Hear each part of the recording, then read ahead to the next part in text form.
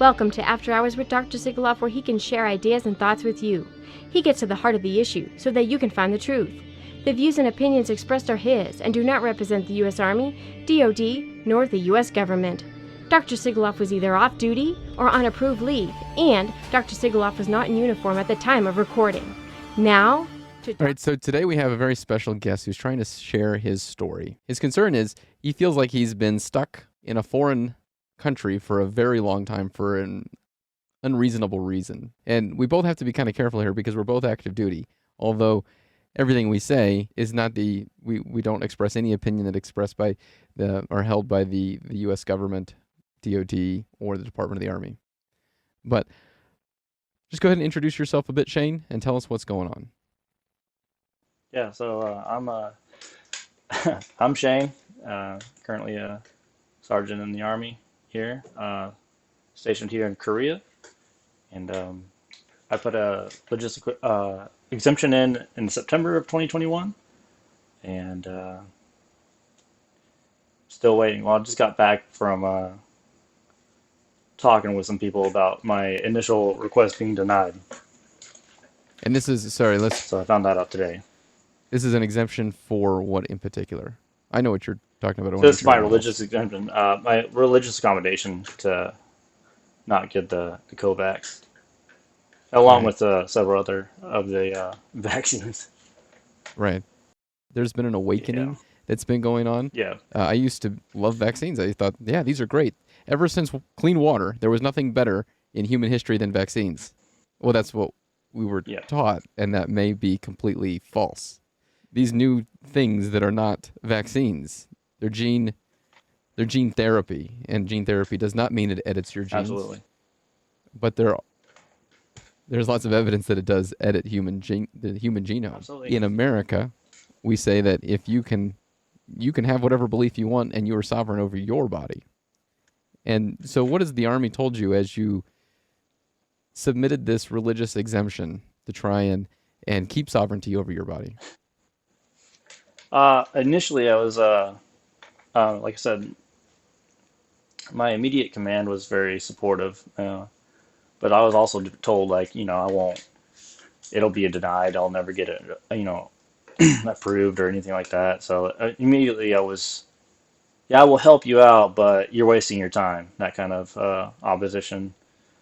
Um, but at the same time that I was dealing with this, when they first put the mandate in effect, I was on emergency leave for my mother, who was diagnosed with is diagnosed with stage 4 breast cancer, and received a Red Cross message. Offered a compassion to go to Hood to be closer to my mom. Granted, I was on orders Carson, and at this point, I would have took Carson anyways. It's a lot closer than Korea. So as I'm home, and I'm not even home for maybe like 2 weeks, uh, I start getting phone calls like, "Hey, you need to make your mind up about this shot. You need to get it, or you know, you need to put an exemption in." So you feel like you were getting So I pressured quite guess, a bit? oh yeah, so the calls never stopped until they got what they wanted. Um, they had my commander call me. They had my first sergeant call me. Uh, my commander felt like, I mean, I could totally feel like he was pressured because, I mean, he was having conversations with me. You could tell he didn't want to have. And of course, in the situation that I was in, I quickly reminded him, I'm like, do you know where I'm at? Do you know what I'm dealing with? Like, this is not on the top of my list of like big concerns. Like, I don't have time for this.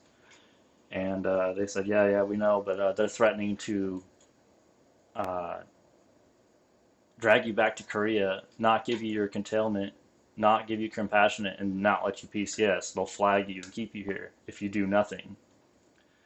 They had a medical doctor call me, and a chaplain call me as well. And the medical doctor asked me if I was on TDY, and I said no, I'm on emergency leave right now. I'm home in Texas. I'm dealing with my mom. She's very, very ill. She's terminally ill. And he just said, "Oh my God, why are we having this conversation? Why am I on the phone with you right now?" The medical doctor, this interview's over, man. Like, I'll put in there, we talked, and we'll call it good. And I said, "All right, sir." He's like, "You have a good night, and I'm sorry I bothered you."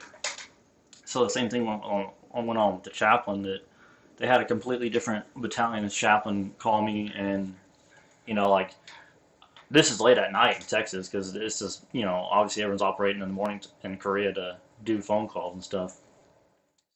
So this a different battalion's chaplain calls me, and he asked me the same thing. He's like, "What are you doing in Texas?" And I'm like, "I'm on emergency leave. My mom's dying." And he was like, "This is a leadership problem, man." I said, "Absolutely." He's like, "Your leadership should have spine. They should have your back right now. They should be saying, 'Hey, we're going to hold off on this guy. This guy's dealing. They're putting you through this right now.'" And I said, "Absolutely." He's like, "I'm trying to make this as short and sweet as possible." And by this time, it's like end of September, probably, if not end of September, the first week of October of 2021. And they were saying, like, we need to do it or he's going to get flagged. You're at your mother's bedside because she's terminally ill. And this is such an important issue that they have to get this hammered out right now. And here it is. What month are we in? April? No, we're in May. May. I'm a little behind. We're in May. Yep. We're in May, months and months and months later, and they still haven't notified that you've been flagged. So that means you have not been flagged because you have to sign a paper when you become flagged. Yeah, exactly. So where's the compassion? I think so. They told me, like, "Hey, we cannot extend your leave past 60 days, and you have to come back to Korea." But that's fine because at this point, it's November 15th, and I'm getting back on the plane to come to Korea. And my DROS date was December 15th. Being kind of peeved about it because, I hadn't been home for Thanksgiving in a long time since I've been in the Army. And I was expecting to be home for Thanksgiving with my family. And so I was like, well, okay, I won't be home for Thanksgiving, but I'll be home for Christmas. So I was kind of like, I remember telling myself that, like, that's not so bad. I'll sacrifice that for this. When we get I get back to Korea, and I think I'm like day 1 or day 2 in my 14-day quarantine, and my first sergeant calls me and says, "Hey, this COVID thing is rearing its ugly head again. You might be getting extended." He said, "Yeah, for not being vaccinated and pending right now. They're gonna extend you until you get approved or you."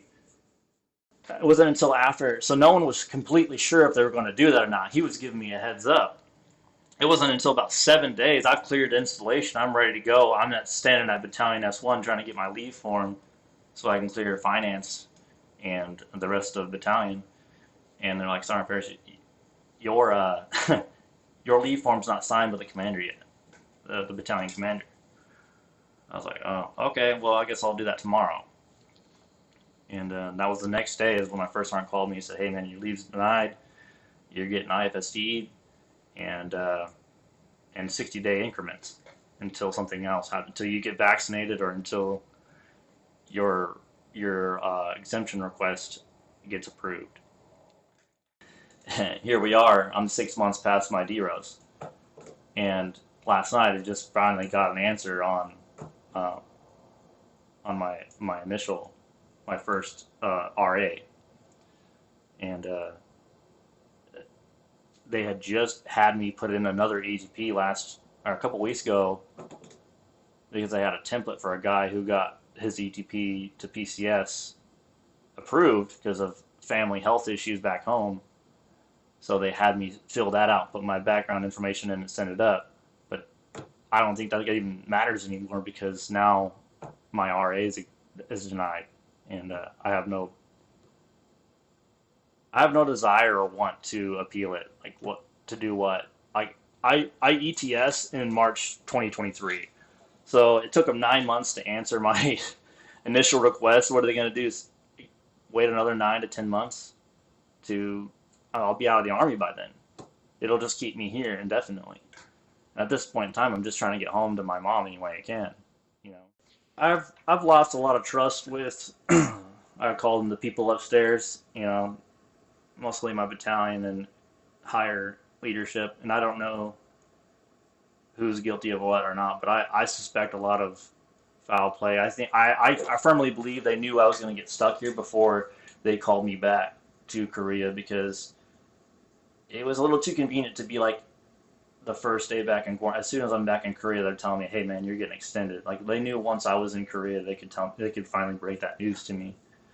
Um, and it didn't become but another thing that kind of relieves my mind of that is the Frago didn't come out until, like, I don't know, November 27th. But I believe that some of these guys know what's coming down the pipeline before it happens. And there's a lot of who's doing what going on through my mind. And at this point, it doesn't matter now. It's what's done is done, and now I'm just trying to get home. Right now, they're just prolonging the inevitable which is me not taking that shot ever. If they decide to keep me here till March of 2023, that's fine. I'm still not taking that shot. And the more they do, the less I want to, so I refuse to be strong-armed. It just sucks that it has to be, I'm in the situation I'm in now with my family, with my mom, my whole family needs me back home because, Dad works, and he works 4 hours away from home, and then got my sister, my oldest sister, and she has her daughter, and my little sister's handicapped, and they're all trying to, like, my mom's in and out of the hospital. She's currently having complications with her mastectomy, and with MRSA, and with a bunch of different other complications, and finding more cancer. That it's just like, I need to be home with my family. So that's the worst part about being here, is that they know, and they know about my situation, because I've asked countless times. I'm like, do these people know, these leaders up top, do they know, does battalion, does brigade, do they know, does division, do they know about my situation? My mother's currently in the hospital, and she just finished surgery last week to get infection out of her surgery for removing her breast. She's had complications with that, with MRSA and other stuff. So,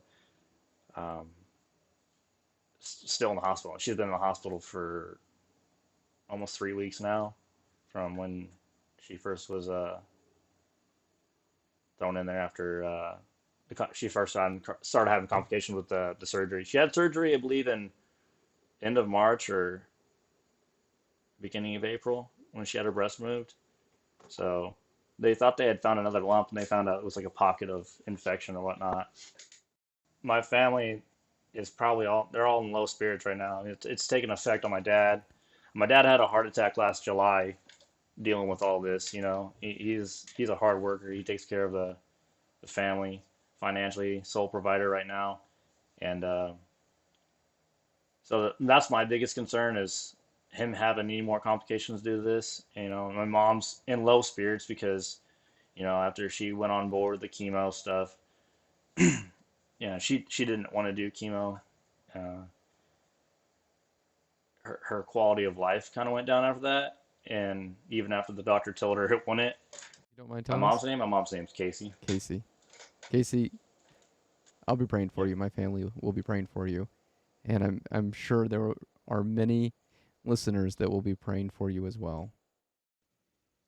I don't got nothing. Just anyone out there that's in the same boat, stand your ground. You'll be on the right side of history when all this clears up. So It's true. life's a test, And the men that are standing there for sure. just taking this That's it. onslaught and not, we don't hear about them. And it's men like you. And I see you. And all the listeners see you. And I don't mean like physically see, I mean like, when I was in med school, we went to some class and they taught us some African word. I can't remember what it is, but the word means I see you. And it's not just not I physically see, it's I see the potential in you, and I want to help draw that out to make you better, to make me better, to make this world better. And in that sense, I see you. And I'm proud of the stance that you're making, because it takes tremendous personal courage. It's definitely hard. So I appreciate all the support. And if there's anything I can do, please let me know. Most definitely, sir.